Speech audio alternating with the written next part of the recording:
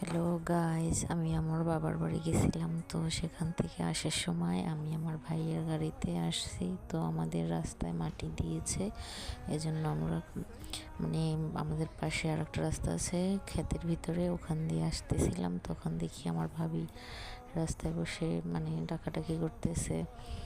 আর আমার ভাই তো গাড়ি চালাচ্ছে, আমি আমার বাচ্চা গাড়িতে। আর এখানে আমাদের মানে ইসের রাস্তা, তো গাছপালা, তারপরে এই যে বাচ্চা আছে একটা ঘুরতে আসছে। এই একটা আমরা এই এটা একটা খাল বলে, তো ওই খালে আমরা অনেক ছোট সময় গোসল করছি। এখন আর যাই না, কিন্তু ছোট সময় অনেক গোসল করছিলাম। এখনও ওরকমই আছে, কিন্তু কেউ যায় না এখন আর ওখানে। আর আমাদের গ্রামটা অনেক সুন্দর, কিন্তু বৃষ্টির সময় অনেক খারাপ অবস্থা থাকে। এখন শুকনোর সময় অনেক সুন্দর দৃশ্য দেখা যায়। এই একটা পোল আছে, পলি বলে, ব্রিজও বলে, এটাই আমরা পার